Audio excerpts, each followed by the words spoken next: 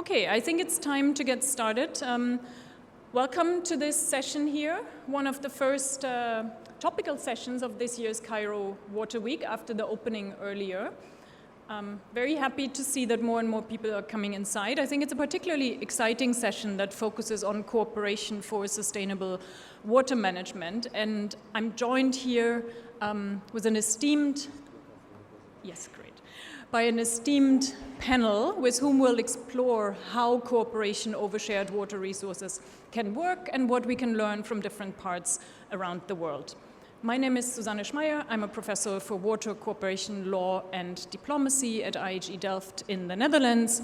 And I'm joined here by my panel, from whom you'll hear later, His Excellency Dr. Cheikh Tidiane Dièye, who is the Minister of Water and Sanitation from the Republic of Senegal, His Excellency David Mahlobo, the Deputy Minister of Water and Sanitation of South Africa, Her Excellency Busadi Santitipax, the CEO of the Mekong River Commission. So you see we have quite a variety in basins and regions from around the world here. Nouria Sans, the Director of the UNESCO Regional Office for Egypt and Sudan, and Dr. Eric Tardieu, the General Secretary of the International Network of Basin Organizations. Together we'll explore, as I was mentioning, cooperation for sustainable water management. Before we hear from our panelists, I want to kick us off with a brief presentation on the topic, just sort of to set the scene, to open your eyes, but also to spark some questions on your side, because what we want to do in this session is not only discuss here up on stage amongst ourselves, but we want to hear from you, from your experiences, your questions, your ideas for how we can make water cooperation work around the world. So why do we need to do that in the first place? With 313 transboundary surface water basins and more than 600 aquifers around the world, it is clear that we cannot avoid shared water resources. Shared water resources provide more than 60% of the world's fresh water. So in a way, we're bound in our shared basins to our neighboring riparian states. In a way, we're bound to a family. We might not always like them, but we have to get along with them.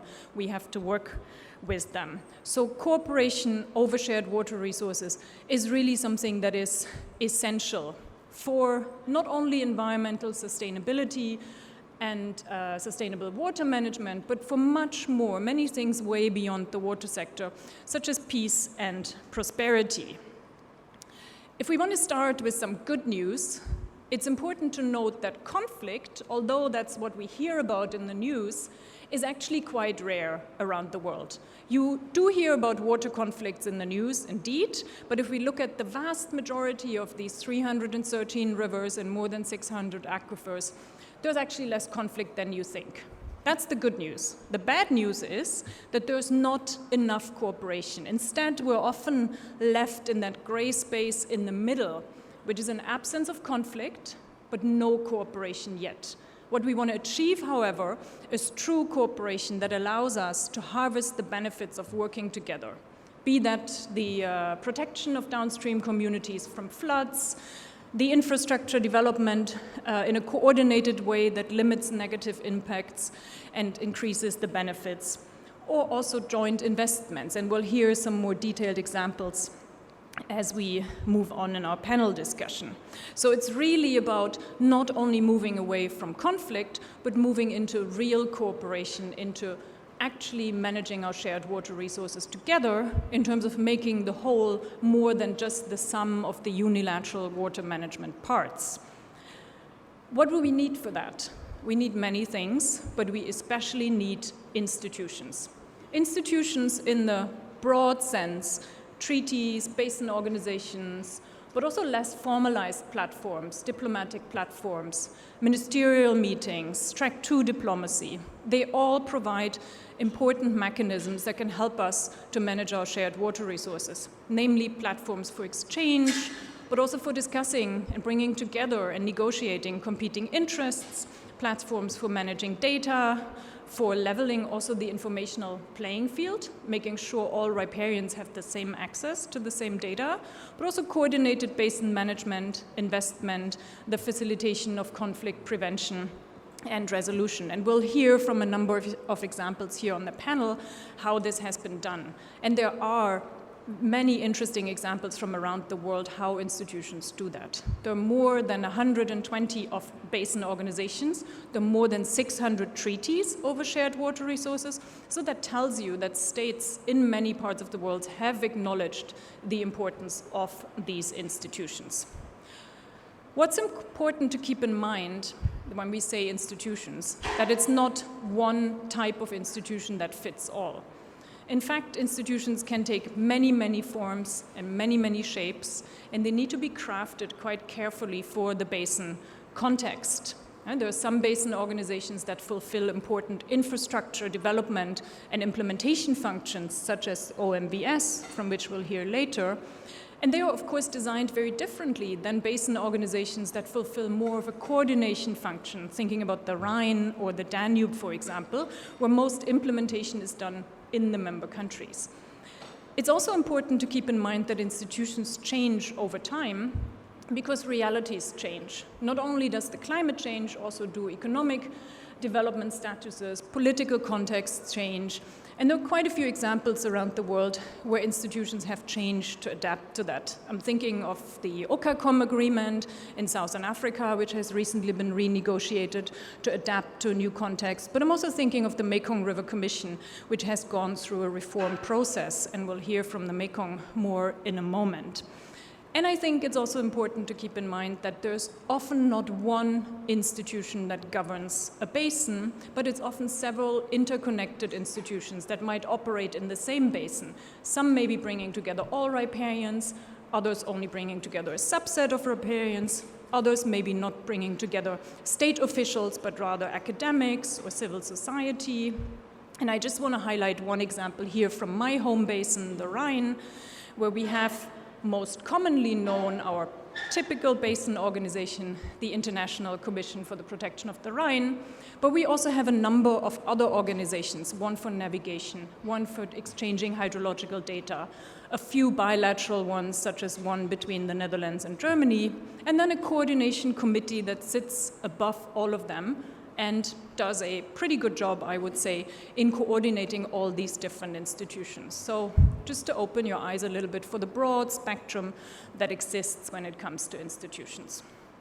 But of course, having these institutions alone is not enough, and I think that's something we'll also explore with the panel. What matters ultimately is the benefits that they produce. Just having an institution doesn't get us very far, but the institution facilitating cooperation, facilitating joint infrastructure development, such as in the Senegal, facilitating infrastructure also like we're seeing in Southern Africa in the Orange River Basin with the expansion of the Lesotho Highlands Water Project, is really a very tangible benefit that goes beyond water, right? It goes far beyond the river into economic development, or if we think about the Mekong with its water diplomacy function of the MRC, we can really see organizations attain benefits that go way beyond water. But, also important to remind us, that can only happen if these institutions are equipped with a mandate, the functions, but also the financial resources and the human capacity to do their work. Otherwise, they're doomed to fail. What's also important is to include everyone in the basin. But who's everyone? Who participates? Is it just riparian states? Difficult enough to bring all of them in the same room. As I mentioned earlier, there are quite a few basins where basin organizations only bring together a subset of the riparian states. So that is a question of inclusivity. But also, how about stakeholders? How about indigenous communities? How about local actors? Who speaks for them? Who has the capacity to speak for them? And by the way, an often forgotten question, who speaks for nature and who speaks for the future? So institutions also need to be equipped to actually do inclusive management. And there are many different ways of how this can be done, and that's also something we will explore here on the panel. So I'm just giving you a few teasers, what you'll hear about and what you maybe also want to target your questions on. Which already brings me to my brief conclusion, because I don't want to steal too much time from our distinguished panel. I just want to highlight, and this is really sort of the underlying message of today's session, that shared water resources do require cooperation, do require sharing for sustainability but also for prosperity and peace. Sometimes we often forget when we just talk about the very technical water management aspects.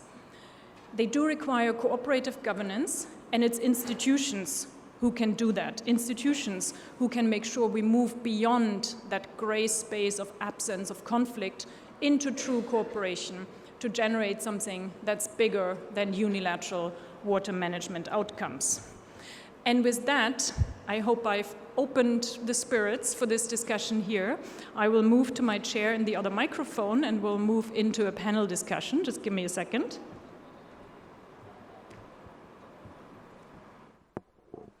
So the other microphone works? Yes, great.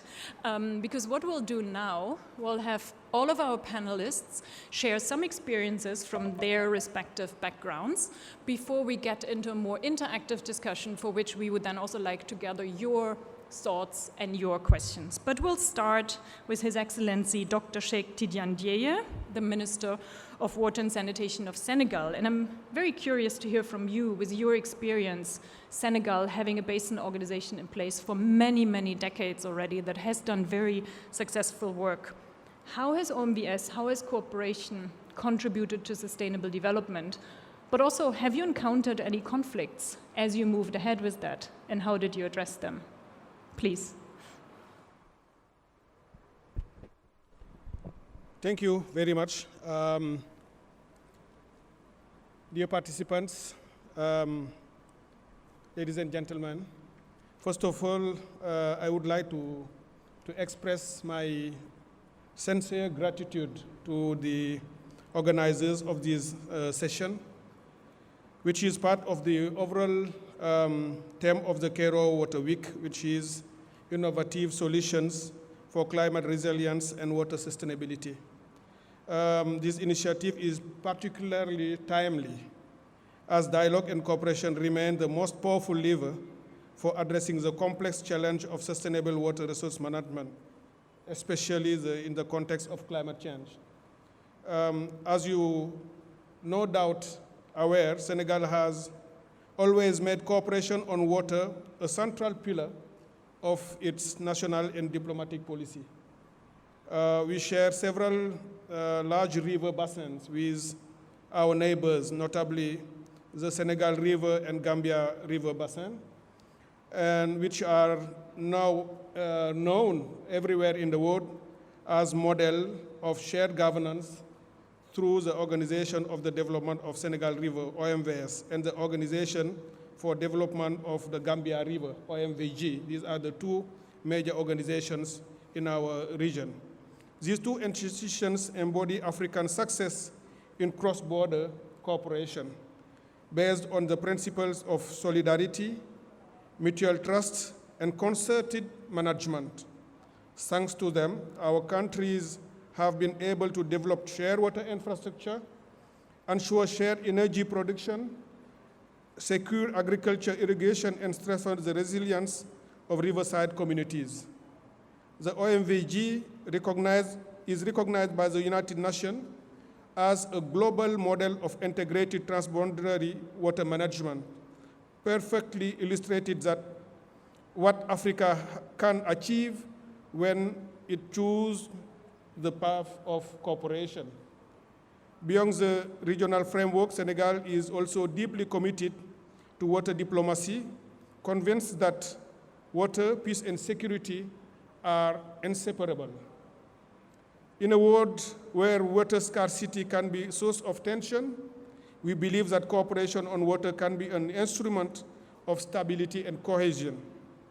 That is why Senegal is actively involved in international forums that promote concerted governance of water resource, prevention of water-related conflict, and the promotion of global solidarity. In a world where water scarcity can be a source of tension, as I said, this is what we believe that we need to do. And Senegal is actively involved in international forums, also to collaborate and to promote all collaborative governance on water resource, and so on. This is why in the next UN conference that we will be organizing in 2026, We are really honored to co-organize with United Arab Emirates.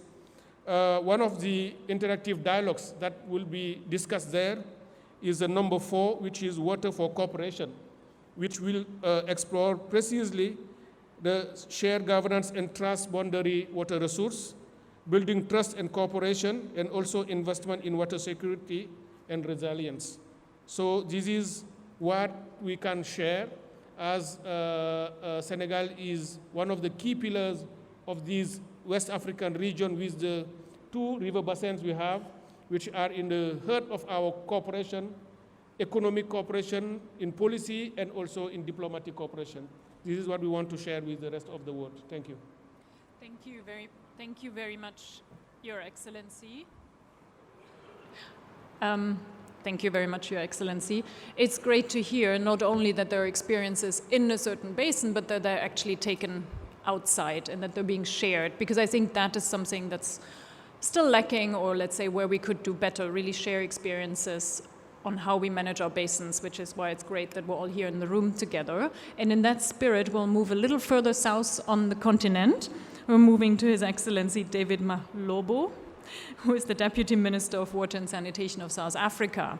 As many of you might know, South Africa shares a number of transboundary rivers with its neighbors. Those rivers are quite important for the country, as I'm sure we'll hear more.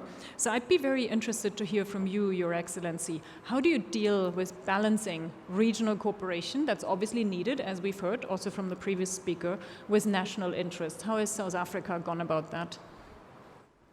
No, thank you very much, Susan, and to all the panelists. Firstly, let's convey the warm greetings from His Excellency President Cyril Ramaphosa, the government and the people of the Republic of South Africa, to his brother, His Excellency, the President of Egypt, President El-Sisi, and commend them with the work that they are doing in terms of trying to bring a resolution to the Palestinian and Israel conflict, and as South Africa, we support that. The topic that we're engaged in, Susan, we should appreciate that what is the terrain? We are just left with only 5 years before 2030, and SDGs, they are not on track. And equally, the imperatives of climate change and the commitments that have been made, they have not been fulfilled. And many countries have chosen either to redirect these resources, and Africa, as part of the developing world, were most hardly hit. We know now that the majority of people that don't have access to safe drinking water, like His Excellency the Minister of Senegal and the Chair of AMCA was saying, 2.2 billion people around the world don't have access to clean drinking water. And Africa, more than 1/3 of our people don't have access to water. In our own case, in SADC, we are actually part of the 2.4 billion people that are living in water stress areas. When we look at the issues of the rainfall patterns, ours is half the global average. Therefore, the way we manage water must be a little bit different. In our own case, we know that water knows no boundaries. It knows no ideology. In our own region, water, we've made a choice that water must be a source of peace. It must be a source of shared aspiration for prosperity and growth. Our rivers, whether you talk about the Orange River, whether the Vaal River, the Limpopo River, they traverse in between those countries, whether Eswatini, Lesotho, Botswana, Zimbabwe, Zambia, Namibia. This is how we're actually interacting. Therefore, we are a model to say cooperation around shared water causes is the way to go. We have institutions that we have established, some of them they're as old as probably more than 25 years. One of that is called the Orange River Sengu Commission that actually assists the Kingdom of Lesotho, Namibia, Botswana, South Africa, and Zimbabwe. And we've actually benefited from the people of Lesotho in the Mountain Kingdom, where we draw millions of cubic meters per annum to South Africa to power our economic hub in Gauteng. Currently, as we speak, we are now doing the Lesotho Highlands Phase 2. That particular commission has worked well, and we have learned that it must be a win-win in the manner we handle issues. The Basutus, they are able to receive their royalties, were able to build an infrastructure for that is necessary for their communities around road infrastructure, education, and healthcare. But more importantly, there is a relationship between water, food security, and energy security. They are able to have their hydro system, which is the hydropower, so that they can be able to power that. Therefore, this is how we work in that particular catchment. We are looking at expanding that where there are also other weirs that must be built in Namibia that is living downstream of this particular system. We are working with them, but there is a lot of other technical work that we are doing around climate response in terms of disaster management, the issues around using research and technology in terms of innovation. On the other side, we have a system called the Limpopo Commission. That Limpopo Commission includes one of the biggest rivers from Zimbabwe, in Botswana, South Africa, into Mozambique. And we are in a position that our growth path, because it's shared, we will be able to build more dams. More work is being done by our scientists and hydrologists to manage that particular system, including the other systems called COBA, which is the Komati-based system that involves Eswatini, Mozambique, and ourselves. It is an important way. But we have reached a stage to say our prosperity and our understanding, we must be in a position to change the implementation models. In other words, we need to bring in private sector on how we can ensure water security by building more dams. In that way, we have an example of an SPV called Trans-Caledon Tunnel Authority. It goes to the markets and it raises the bonds so that we can fund this basic infrastructure. But equally, while we know that we have a shortage of water, we are also building catchment management agencies for the participation of local communities around issues of water resource protection. But we're also looking at the issues on delivery of water to those communities, because communities must not be left behind. That's why His Excellency President Cyril Ramaphosa is hosting the G20 now, working with the minister here, my brother from Senegal. We hosted for the first time the Africa Investment Program, where we have to deal with a gap of more than $30 billion per annum that is required to meet the SDGs. We work very hard, excluding government guarantees and traditional funding. We raised between 10 to 12 billion. And those projects, just for water security, those projects are inclusive of regional projects, more than 58 of them, because we know our own growth and prosperity as a country is interlinked to the growth of the continent. You cannot be growing on one part and the others are not growing. But when it comes to local government provision of water, we are opening up for investment around issues of looking at concessions. We are looking at the green bonds, blended finance, private sector can be in a position to come in.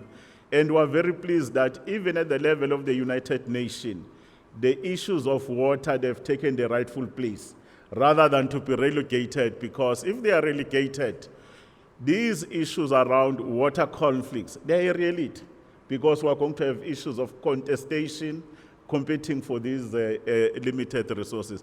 That's the story we want to share. And when the G20 concludes, looking at most economic issues, water will be there at the center. Our declaration from Cape Town, the chair of AMCAO and our ministry will be presenting to the richest countries that are there with the biggest population, so that investment in water is to invest in peace. Investment in water is to invest in the issues of our own economies.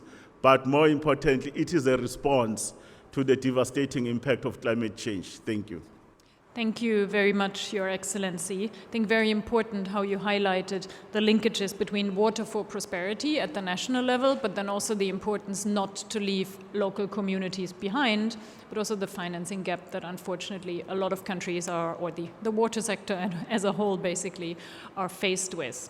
But I think regional prosperity, regional development, the SDGs were really key keywords that I also want to pass on to our next panelist, Mrs. Busadi Santitipaks, the CEO of the Mekong River Commission, moving to a different region, but also a region where water really plays a crucial role when it comes to achieving sustainability.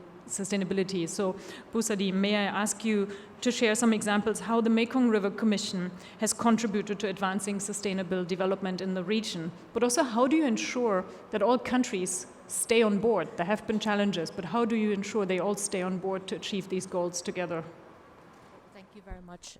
First of all, I am deeply appreciative and honored to be here, and I wish to thank the host country, the government of Egypt, particularly the Ministry of Water Resources and Irrigation of Egypt, for this opportunity to be able to share some perspectives from the Mekong River Commission as CEO of the MRC Secretariat. We are based in Vientiane in Lao PDR, and the Mekong River Commission was born out of multilateralism and regional cooperation. It started actually because of the Mekong River. It's a shared river, history, culture, social, the livelihoods, the way of life. It's all about the history of the river and its peoples.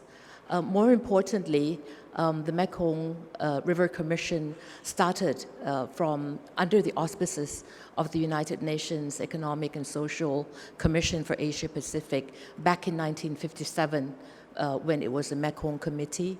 Consultations then took place, and it further developed into the realization and an agreement signed between 4 countries, Cambodia, Lao PDR, Thailand, and Vietnam, as the main 4 signatories to this agreement in 1995, known as the Mekong Agreement. And of course, the Mekong River is almost 5,000 kilometers long, and you would know that upstream and downstream cooperation is essential. The other 2 countries that are dialogue partners with the Mekong River Commission is China and Myanmar. And of course, China occupies a major part of the Mekong River, as you know. So these are some of the aspects that I will highlight in the cooperation that we have. And the MRC works as a water diplomacy platform, as well as a knowledge hub based on our technical expertise, and as well as collaboration with other development partners and stakeholders in moving forward our main objectives of a shared vision for the 4 countries, and I think it's also shared elsewhere, that you will appreciate that the Mekong River Basin that is economically prosperous, socially just, environmentally sound, and climate resilient. So I think this also resonates well with the SDGs that we all work together, and the common goal, the theme that we encourage and we propagate to the different levels of the sectors that are involved in the sustainable and management of the Mekong River is the One Mekong, One Spirit. And the theme that came out of the first summit about 15 years ago was meeting the needs and keeping the balance. And for me, this is very important because it's applicable across all levels of cooperation, and at the same time, it's an inclusive process when we navigate through the difficulties, the challenges that we face, both globally, regionally, and within the region. But having said that, I think what drives the shared vision is that was mentioned by Professor Susanna, is about peace and prosperity. And shared peace and prosperity, I think it's the role of the government to ensure that we have the environment to do so based on guidelines, based on principles, based on international law. At the same time, the regional cooperation, which is the implementation part, is also vital to that. And thirdly, I think it's about the peoples and communities that I often emphasize, is that whatever we do, it has to translate back to the people and the livelihoods of the people and sustainable development. But no one can do this work alone. It's a joint collaboration, it's joint efforts through this task. So different platforms through the international UN frameworks and regional platforms that we have introduced, and external partners become very important. So for sustainable development goals, which we of course work, whether it's 6, 13, 14, 17 to name but a few, these are very important for the MRC because in terms of implementation, we have the Basin Development Strategy of 10 years, 2021 to 2030, as the main broad platform for our direction to manage the Mekong River Basin. Secondly, we also have the strategic plan, which we work to on the activities, the tasks, to ensure that deliverables, the results and outcomes are, of course, tangible, and of course answers to the different monitoring sections that we have outlined, whether it be economic, whether it be social, managing climate change, and of course partnerships, and of course the ecological systems of the Mekong River Basin itself. So the Mekong River Commission Secretariat acts as a technical arm, and the science evidence base becomes the core strength when we meet and of course resolve these challenges. But having said that, the inclusive process, again, is at the heart of each of the sectors that we develop. So more specifically, if I may just go into the shared policies and procedures for sustainable water use among the member countries, which each country is made up of the National Mekong Committee interagency committee that participates and meets with the Mekong River Commission at different levels. Secondly, a large part of the work that we do is, of course, on infrastructure and hydropower planning. So the role of the Secretariat is to provide that technical expertise to ensure that there is a mechanism, there are environmental impact measures that has to be taken into account in the construction of these infrastructure projects. So joint environmental safeguards and monitoring systems become key to ensure that the member countries not only notify us, but there is a consultation process to minimize impacts, whether it be ecological, social, economically, and otherwise. Climate change and adaptation initiatives. So we have climate resilience strategies developed to ensure that there is an integrated water resources management plans to consider climate variability, helping countries. A core part of our work is on the preparations for early warning and disaster preparedness, because the MRC does provide the technical expertise when it comes to flood monitoring, assessments, and forecastings, and more so on droughts as well. So the changing hydrological patterns are very important in our work. Fourthly, the data sharing and building knowledge. This is where the knowledge hub role of the MRC becomes more relevant in the work to work for the member countries, with the member countries, and enjoying support from external partners to, and of course, data and innovation is key to that because we need all the data and the coordination through innovative means to ensure that there is an advanced tool to support the decision-making process accurately, as reliable as we can. And of course, lastly, the community and engagement, capacity building. We talked about human resources. I think this is key. We have to learn every day because there's always something new out there. Challenges of digital technology, of AI. How can we cope with all these challenges to ensure that there is means that we have an inclusive process. So we developed the One Mekong application to provide information on water levels forecast, and that is accessible in 4 languages through one application. We also provide the tools to the communities living along the Mekong River Basin, that they do an iReport system so they can report on the conditions real time and put it on the app. And there's also a chatbot provision as well. But having said that, these are all the different aspects in terms of specific examples, how we try to, at best, do with basin plan inclusive platform. Secondly, external support, partnerships, cooperation with development partners, dialogue partners, as I mentioned, with China, a very important partner for us because we have to ensure that this coordination information provided from them, and we have been receiving hydrological data on a regular, continual basis from the 2 key stations up in China to ensure that there is a coordination of water releases and discharge. The joint studies, exchanges of experts, the coordination of different platforms in the Mekong subregion is also important, that we seek synergy where who is doing what and where and how. So there is the Lan Chang Mekong Framework Cooperation Fund as well. We work with the Lan Chang Mekong Water Resources Center, and there are other Mekong sub-region frameworks as well that we cooperate. A community engagement inclusive process. We have a regular stakeholders engagement consultation.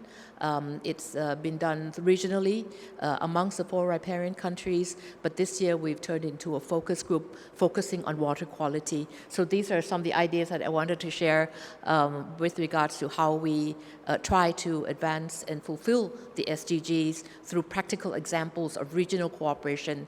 At the end of the day, it's about cooperation, dialogue, and partnerships. Thank you. Thank you. Thank you very much, CEO. That was very interesting to see not only what the MRC works on, which I think are numerous issues that are at stake in the basin, but also how the different institutional mechanisms from the very local level through consultations all the way up to the MRC or even working with dialogue partners, how they come together under the, what I like very much, one Mekong, one spirit, which I think is a nice way to term it. So thanks for sharing these experiences. What's also interesting is that you mentioned that Mekong cooperation in the beginning was facilitated by the UN. And I think that shows us how in many basins, not only basin actors themselves, but international actors, external actors, international organizations can play a key role. And we're lucky enough to have one representative with us on the panel here today, Nuria Sanz from UNESCO. So that immediately begs the question, Nuria, what's UNESCO doing as an international organization to facilitate such cooperation? May it be through data sharing, through capacity development, or other means? Thank you very much, Madam Chair. And I don't know if you can hear me. Yes, right now. Thank you very much, Madam Chair. And UNESCO starts by thanking and demonstrating how cooperation worked over the last 75 years even more.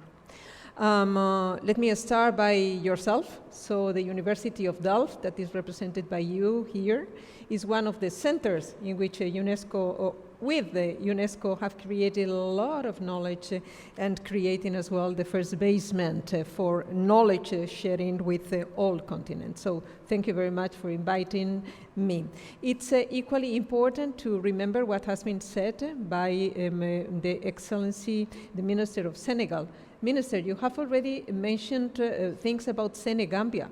But what I think is very important is the role that you play with the north of your country vis-a-vis with the Mauritanian territory. And this is one of the case studies that has been taken into consideration for the celebration of this big anniversary that I will speak on later. So very important as well. You mentioned about institutions, but let's do the best use of all the institutions that we have created in UN, UNESCO over the years, and even whatever kind of mechanism. Vice Minister from the very important country, South Africa, one of the key countries in Africa in cooperation with UNESCO. And you made a very important accent in the celebration of the G20. So let's do the best use of the platform that congregates year by year, month by month, all the international community. South Africa is an example of that. Equally, the case of Mekong. It is very important to see that even the president of Cambodia was at the very front of this initiative, but not just because of whatever issues are related to only about water. It's because Angkor Wat is one of the most outstanding World Heritage Sites. We need to understand much better what is all the knowledge included in the water management system by history. And of course, this is a very important year in which UNESCO needs to show more than ever all the work that we have been managing for more than 75 years. For whoever that is interested today, here in this very room, we are organizing, starting at 3 o'clock, the celebration of the 50th anniversary of one of the most important pillars and active proactive platform for cooperation, which is the Intergovernmental Hydrological Program of UNESCO. I can see here among us very distinguished colleagues at the head of the National Commission of the AHP. Thank you very much for being with us. Egypt has been demonstrating a leadership since the very beginning, and he's one of the representatives, but joined by more than 170 countries. So whatever that we have put together is at the service of the countries, using the best expertise of science to create the best decision-making processes to support the government. So UNESCO over the last 65 years, over the last 50 years with this very special project, put together thousands of PhD, thousands of professors at the cause and at the service, at national level, regional, international. I think that is an amazing cartography. Today we are going to present that cooperation is the DNA of UNESCO, but is super DNA of the Intergovernmental Hydrological Program. Why? So 93 chairs of UNESCO all over the world associated to water. 30 center category 2 and category 1 of UNESCO at the service of water management science for cooperation. 17 flagship programs, more than 3,000 students a year with a specific kind of curricula just to face not just risk preparation matters, no, negotiations. So I think it's very important the way in which UNESCO, with the support of the expert, put forward water diplomacy, water negotiation.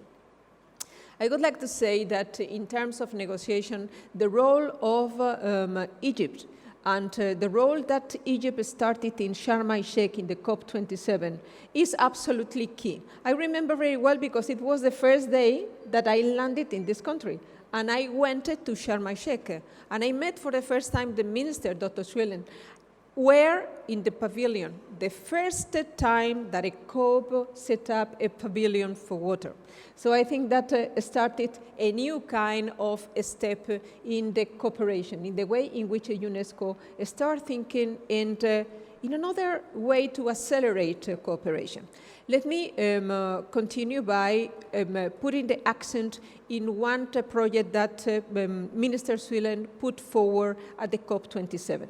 This is AWARE. I think this is an example for cooperation. AWARE, it's a very big program for all the continental side of Africa that has been underlined by the Vice Minister from South Africa. I think it's very important the way in which we started working with the support of different kind of expertise from all over the world, but under the leadership of the Minister Swillen. We started with my colleagues, a big, important, numerous representation of my colleagues are here working as regional hydrologists because we are the regional hydrological office in the Arab region. And let me tell you that we put together a super important cooperation 22 countries. We have just received the final kind of a conundrum, the final result of something that we consider very important, to make a photo about what is absolutely needed, that not just the willingness, but the way in which different kind of countries can cooperate with others. We make a survey, 22 very important recommendations from 22 countries in Africa, and we have generated all the, instead of a mosaic, UNESCO united the dots between the needs and the possibilities. For example, whatever that has been put forward by Nigeria and Zimbabwe are going to be at the very useful kind of second step in the case of Sierra Leone or in the case of Yemen. I think that is our disposal, and I think is one of the best cooperation ever that we have managed because of whatever happened with the think in which coordination just stripped a little bit since the COP27. Let me say something about Sudan, because we are celebrating this week in Egypt a very important peace. But we need to keep our fingers crossed for what is the deepest humanitarian crisis in the history of the continent, or perhaps in the history of the United Nations. And I would like to reiterate our gratitude to all of our Sudanese colleagues. Starting by the center category 2 of UNESCO that is related to the capacity of harvesting water. They continue being a very important support in Port Sudan, in many other areas where the war continues being installed. So always a word of solidarity to all of them, and I think that we needed to create here in the Cairo Water Week a way to continue developing research into countries that are facing very, very difficult situations through the cooperation, through the academic kind of chairs of UNESCO. So academic power, academic capacity in Sudan is knocking the doors of all the family, the water family of UNESCO, wherever. So I think that is a very important point. Let me just finalize this first round of answering by saying that our office is a liaison office with the League of Arab States, and that is an enormous platform of cooperation. Since the very beginning, we are celebrating 50 years, but 75 years ago, UNESCO put forward the first idea of water cooperation because of the Arab lands. Up to 1965, the first international designee for the Arab lands. That was the very, very beginning. And our office with the League of Arab States and through the support of the Ministerial Water Council, we are putting together policy papers that are the expression of the needs and the action-driven prospect of all of our countries, 22 countries out of, 14 out of 17 of the driest countries all over the world are considered as a constituency part of the League of Arab States, and I think that proves the cooperation of UNESCO at the regional level. I will stop here. I think I offer continental, international, and regional approach about what is the meaning of cooperation for UNESCO. Thank you. Thank you. Thank you very much, Nuria, for sharing these different examples of what UNESCO did. And I think what runs through all these examples, and what I can only agree with, is the question of science, data, research, information, and underlying also the question of capacity. Because we know there's a lack of data in the water sector, there's a lack of finance in the water sector, there's in some places also a lack of cooperation. But what we often forget is that all that boils down to human capacity. So if we're not training the people to ultimately manage the funds that we're acquiring, process and analyze the data that we're gathering, where does it get us? So thanks for highlighting that. I think that that's really important. And it also takes us to our last but not least panelist, who has, I think, one of the best overviews of what's happening in the world's different basins, being the General Secretary of the International Network of Basin Organizations, INBO. Eric, I'm sure you've seen all the different examples around the world of how cooperation works and maybe how it doesn't work, and what really is at the corner of institutionalized corporations. I'm wondering, and I know that's a bit of a difficult question, whether you can share some of the lessons learned, or the most important lesson learned, on how basin cooperation, how basin organizations work, and if you don't mind, maybe put a specific emphasis on the question of trust. How has that helped to build trust between countries? Please, Eric. Thank you very much, Madam Moderator, dear Suzanne. And good afternoon to all of you, ladies and gentlemen. Yeah, a lot has been said already, but I would like to insist maybe on three main lessons, and very practical, very operational lessons that I would like to share based on our experience as International Network of Basin Organizations. First lesson is that ideally trust has to be built through concrete projects, that sustainable institutions, sustainable cooperation have to be based on very concrete projects. The most sustainable agreements are those that are based on the generation of co-benefits between the different countries. We've had, of course, the obvious and worldwide known examples of Senegal, of Gambia. We have to say that we only have very few examples of such a level of integration right now in the world. So this is a message to us as the global water community. We would need to insist on these possibilities, because these projects create a positive interdependence. There is a remaining and very strong interdependence, but it becomes positive between the countries, and it demonstrates that cooperation pays off. Second lesson, I think it's really important to link transboundary cooperation with national approaches. This is, I believe, a topic that is underestimated. There is this challenge of multi-level governance, and Suzanne, you insisted on that at the beginning of your speech. So transboundary cooperation cannot succeed, or with more difficulties, cannot succeed without integrated and strong national policies. We've had the example of the Rhine Basin, but at the EU level, at the level of the European community, there is this water framework directive that give coherence to all the national frameworks for that. And this is a strong basis for international cooperation. The coherence between levels guarantees the sustainability of agreements and is basis for trust. It's really important to harmonize as much as possible the national water management approaches and legal frameworks with these transboundary approaches. And we also have in Africa the inspiring example of the Volta Basin, with 6 member states having their national policies aligned, which is, of course, something that is, again, a strong basis for the cooperation.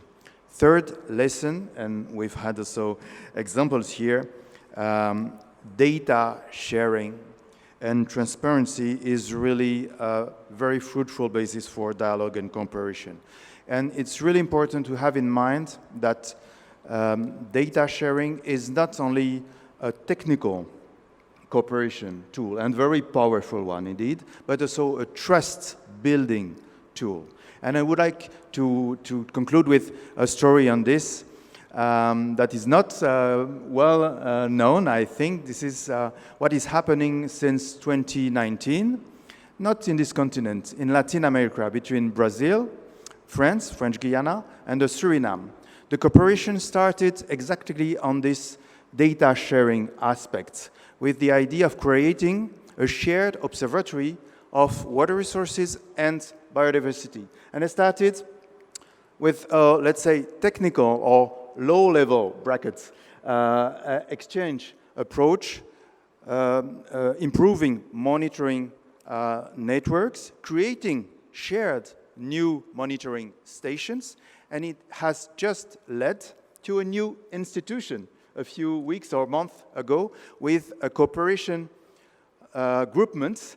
There is a specific European word for that, that will now institutionalize a sustainable and long-term situation. So I think there are many stories on that, and I wanted to conclude with this aspect. Thank you. Thanks, Eric. Thanks. I think that's a very interesting and very telling example that we also see in other parts of the world, how cooperation can start small, maybe on one specific issue, and then we build trust over time. And of course, data sharing is often a very good starting point. Also here in the Nile, a lot of work has been done when it comes to sharing data, building hydromet stations, and over time, building trust. So thanks for reminding us, Eric, that trust often starts small. Small in terms of small activities, but also small, as you highlighted, in terms of engaging at the national level and making sure everyone, local communities, and so on, are being brought along. We finished this first round with our panel. I do have a bunch of follow-up questions, but I'm sure there might also be questions from the audience. So I am seeing a question already. I know the microphone will be coming to you, Minister, in a second. I see some movement. So we'll take a few questions from the audience. We'll start with His Excellency, the Minister here. Then we'll give our panelists a moment to think about them. And then we'll have time to respond. Yes, you don't have to ahead. start with the minister. I mean, you can take from the panelists. But you were waving so actively, so okay. We will start so, with you. Thank you very much. A very important panel, and I appreciate your publications in the area of transboundary and your efforts. But my question is to whoever is going to take it. How can we create a participatory decision-making process in the transboundary river basin so that the downstream would have a voice in the decision-making process, and it's not only dragged by the upstream unilateralism in some cases. This is one point. The second point is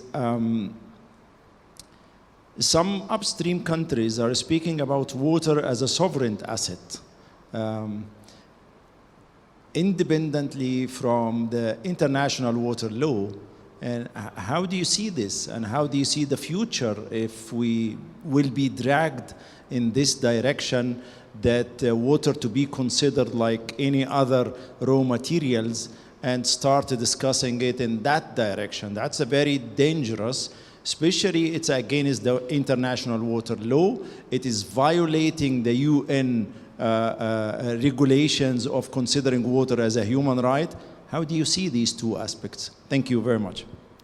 Thank you. These are quite difficult questions, but I know we have some regional experience on that. I'm just checking if there's other questions, because that gives you a moment to think while we take another question. Also here from the gentleman in the front row, please.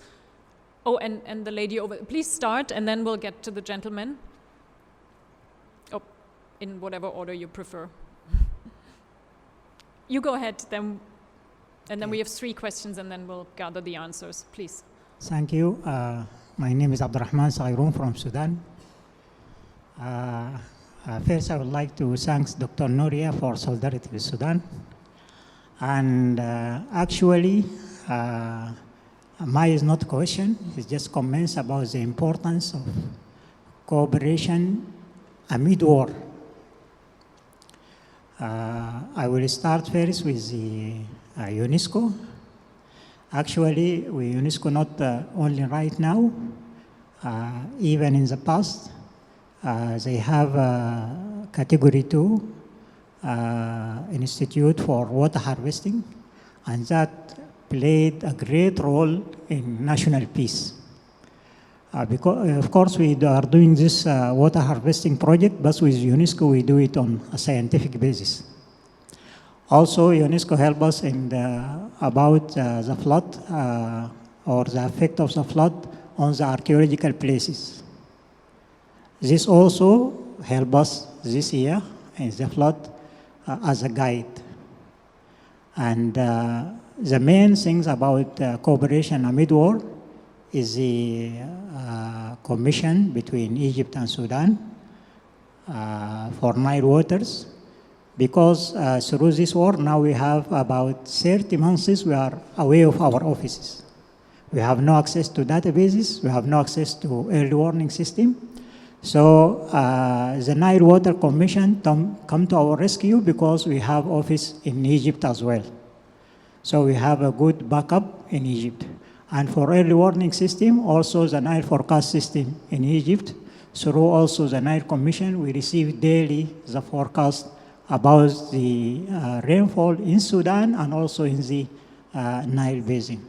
Also, we make use, of course, of other organizations like WMO and also regional one as ICBAC or IGAD for forecast. So I would like just to stress that the importance of cooperation amid war.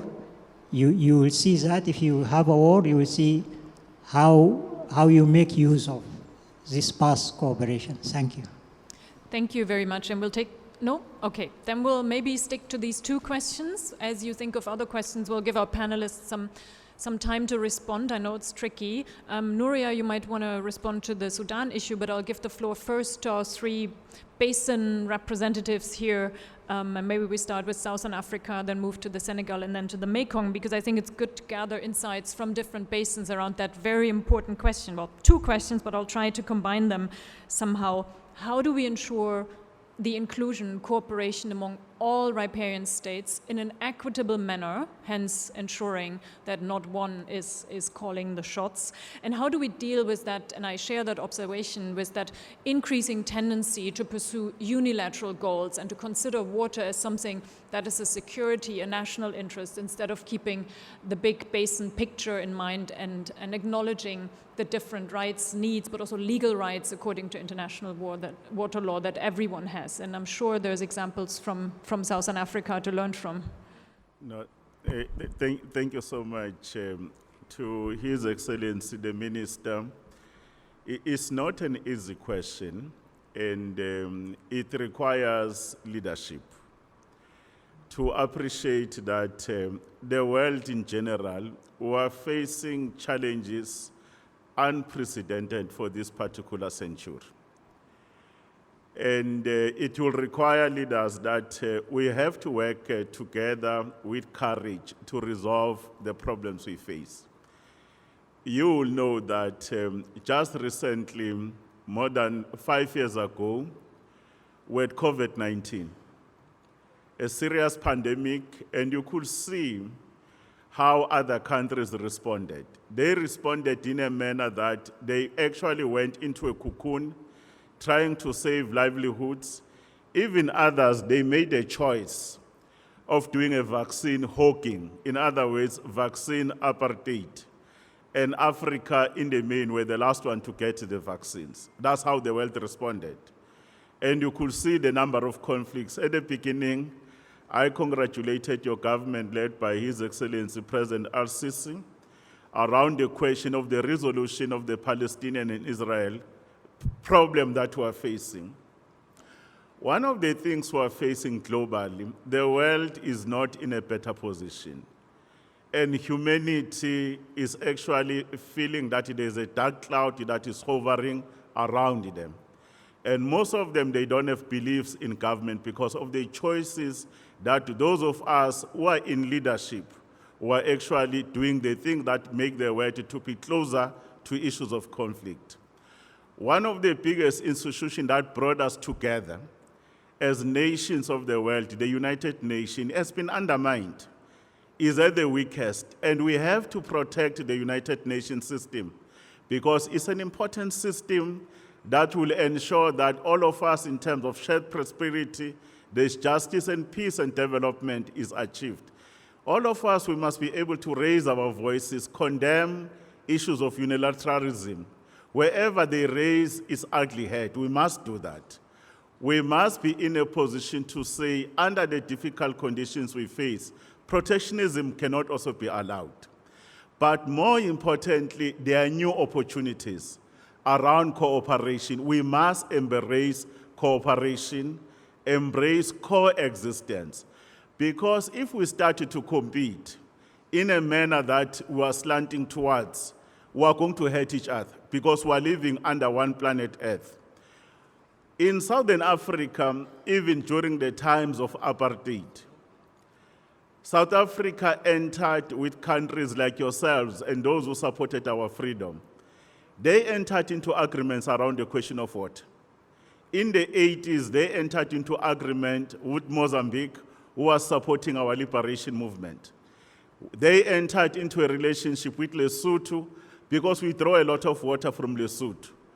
In other words, these cooperation agreements and treaties, they are very important.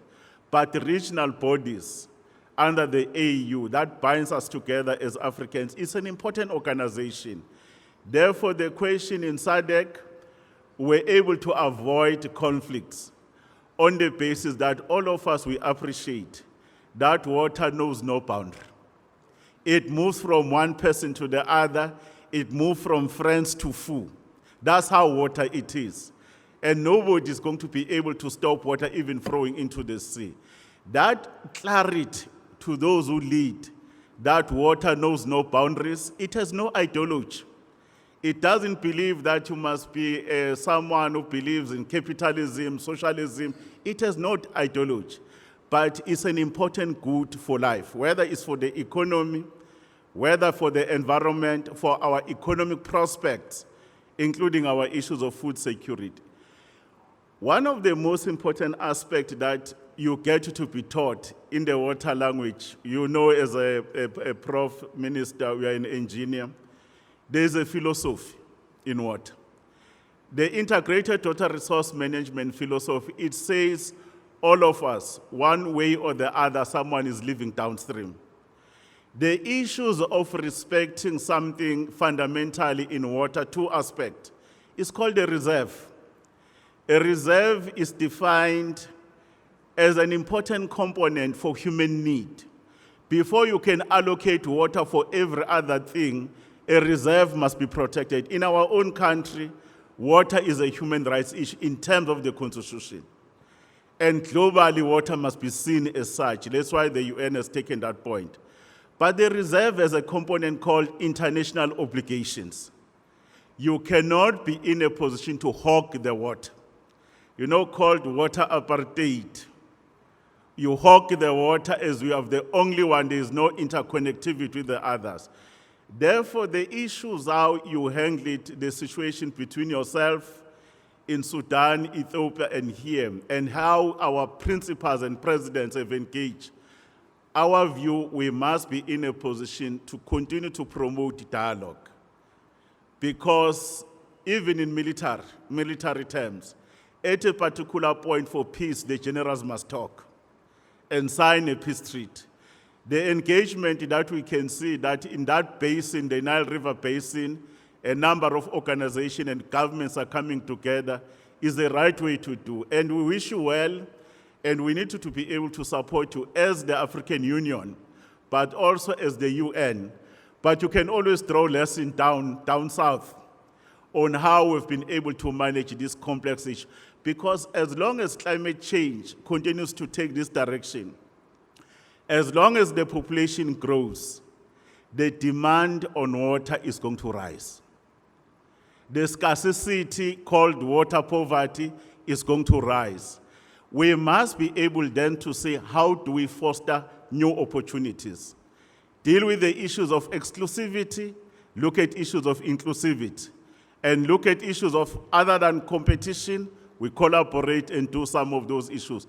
And it's a message that must be raised by those in authority, but also by those who are directly and indirectly affected. Communities too, their voices must never be left behind. It is not for the first time that our forebears, they compete over issues of water, but they were able to find peace. I thank you. Thank you. Thank you very much. I think Senegal has some important lessons to share there, and I would like to ask you to be brief as we're running out of time, but still, what's your suggestion, advice, whatever you want to call it, for the situation, drawing from the Senegal? I also speak as a president of AMCAF. I thank you for those who raised some questions. Our brother from South Africa has already taken most of the questions and with very good responses. To me, the cooperation on water must not be seen as a classic, normal form of cooperation. Of course, there are some aspects of global or classic cooperation, but the subject or the resource subject to the cooperation of water is unique. It's water. It's special and it's vital. That's why I think there are some key principles that should be in the base of that form of cooperation on water. If we come to the regions or the basins, the first is the awareness of the existence of common, interlinked, and inseparable interests. Usually people say states do not have friends, they have only interest. I don't agree with that. If countries have common interests, but interlinked interests, that no one can use alone, that they have to share, they should be doing or building something together. That is the first thing, I think, being or awareness of the common interest which is inseparable. The second one is the political will to build institutions and organizations in order to share that resource. If you share a resource but you don't have any institution or organization to put you together and in which you can work, you will not be moving forward. This is the example in our, if I take the example for OMVG on OMVS in Senegal and Gambia River, that we share as strong institutions and organizations that are all today helping us. Also building a strong regulatory and normative system in the base of that shared governance. You have institutions, but you have to build also regulatory system, rules, and so on which you believe and you work on in the base of that. And finally, someone talked about, I think it was the Basin organization, about trust, confiance, trust. If you don't have trust between the countries sharing that water or sharing those organizations, you would not be able to do some things. Finally, to come to the question from my colleague, it's complicated to respond to that, but it is not AMCAO, but Senegal's opinion on this. When a river, I don't know if we can have it somewhere, but when a river is located to a country from the source to the delta, all the river in a country, which is the propriety or the own of that country, perhaps that country can say it's my asset or sovereign asset, or I don't know, if it is located integrally in that country. But most of the examples that we have in Africa are rivers that are crossing many countries from upstream to downstream. In those kind of things, we cannot talk about sovereignty.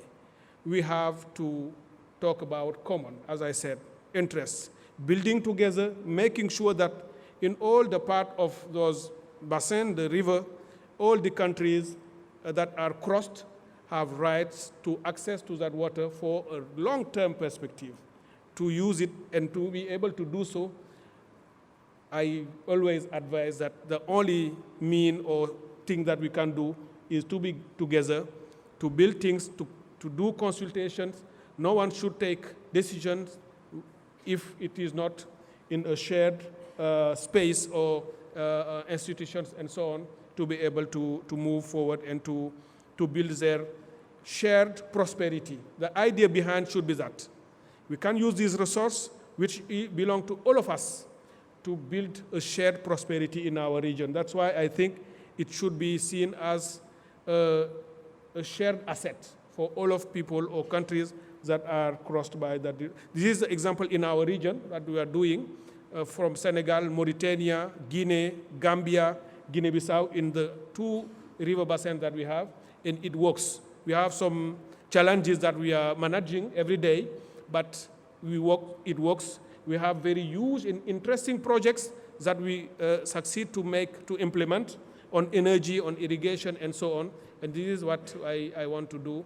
So for me, water should be an asset, shared one for development, but it cannot be seen as ownership for one country. It cannot be working on that. Thank you very much. Thank you. I think it would be interesting, because it's a lesser known region here in the region, to briefly, if you can, Busadi, elaborate a little bit on the Mekong, because there you have an interesting situation with an upstream country not being part of the basin organization, being a big country, being a country that, especially beyond the water sector, is maybe not trusted by everyone in the region.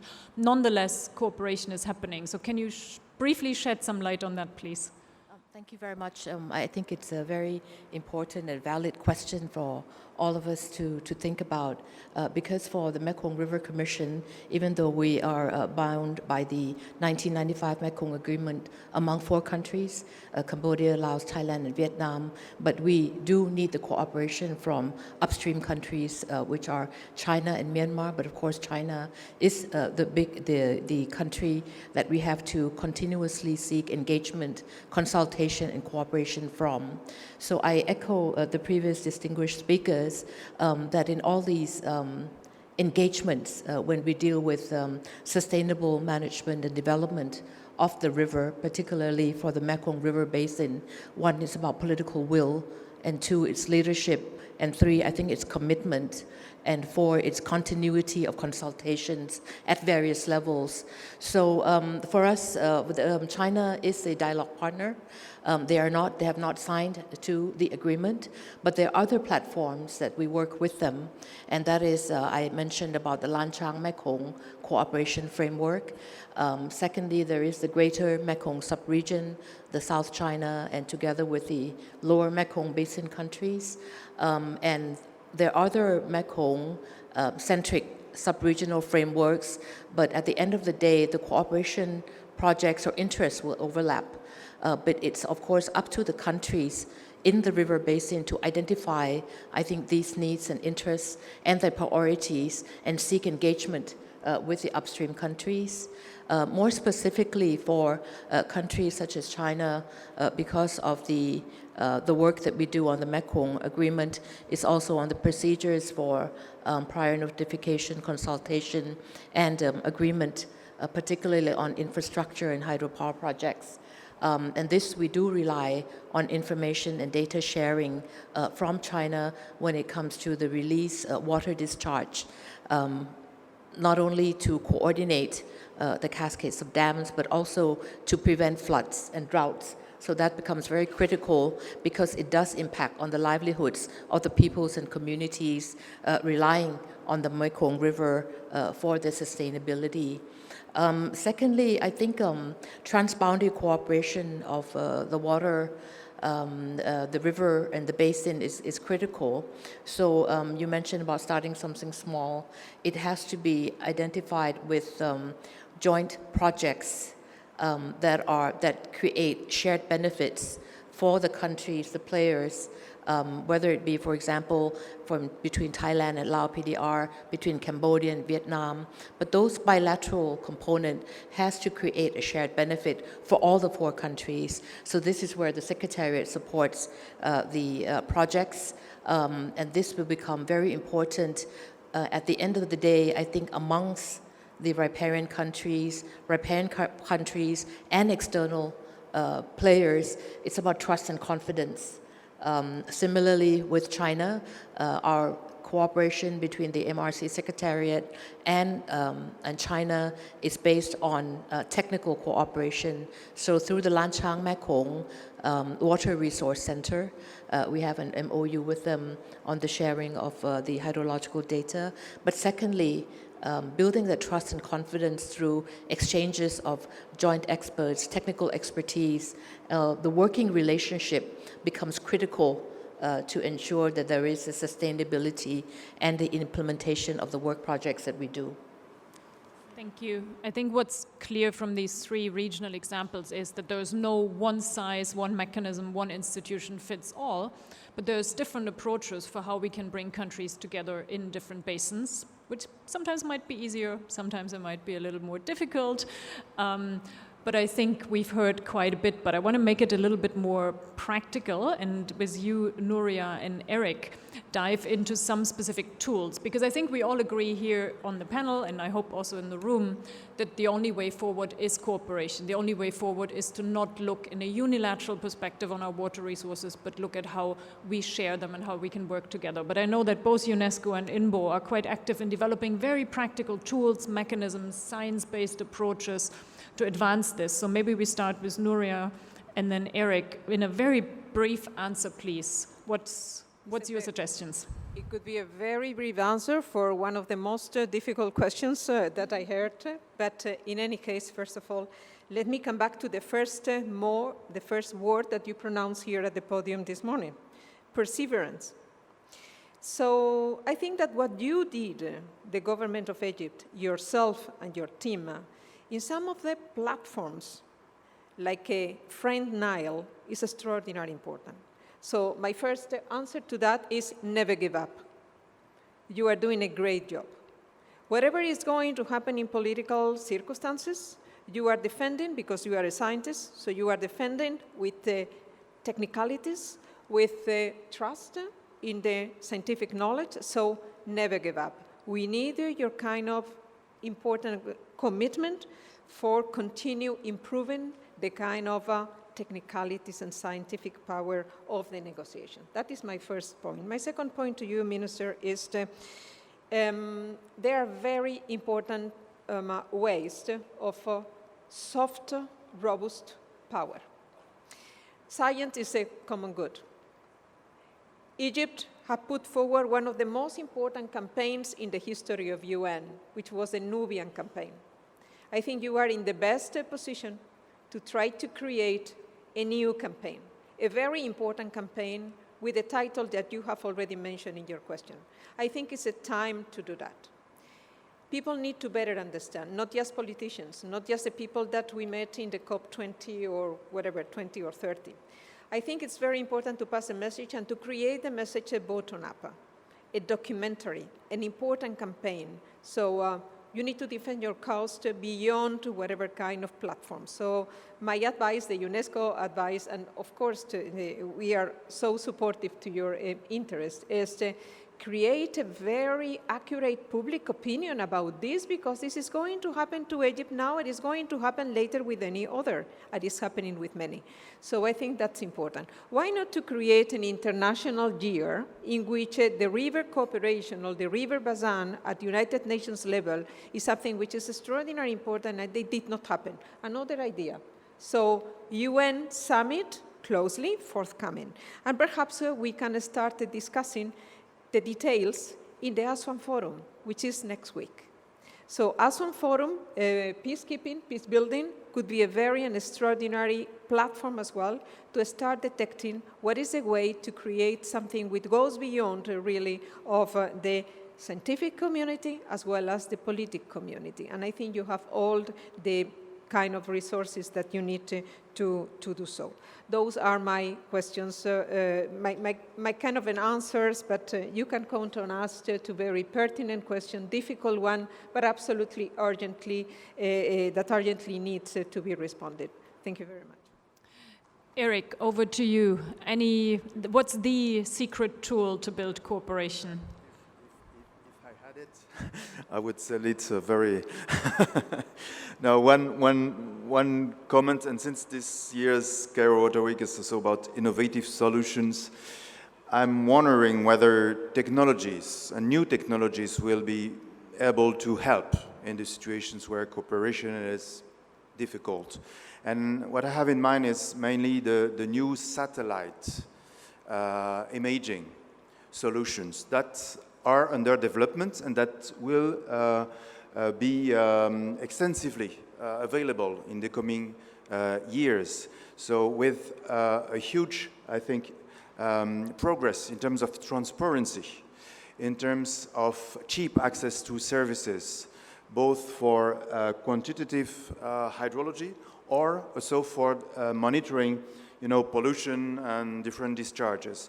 And I'm wondering whether these services could be really designed and disseminated in order to really promote a completely transparent at the basin level to the national situations, the national operations. I think it will be very easy with these services for all the countries of one basin to have access to what is happening exactly in the other country, first of all. And also, transparency and accessibility on these images and services can also help to mobilize, not only at the political level, but also maybe for a whole country, for the people in the country, to have them better understand the situation at the basin level and have access to the information, to images.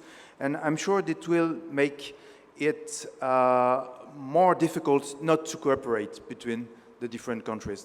I know the part of naiveness of this statement, but I think that we have to follow carefully the evolution of these technologies, and I'm convinced that they will be helpful in terms of basin-level cooperations. Thank you, Eric. And this is actually, this very hopeful and positive message is the perfect segue into the last question that I have for all of our panelists. And I will challenge you to answer in one sentence. I know that makes it more difficult, but also more to the point. I'd like to know from all of you, and we'll start here with you, Your Excellency, having heard this, but also based on your experiences in your basin, but in your case also, for example, from the AMCO perspective, what's your most important hope for the future of water cooperation? I think the future is positive. What I see is that countries are now starting to understand that there is no other option than cooperation, co-prosperity, building partnerships, and in the basin rivers and so on.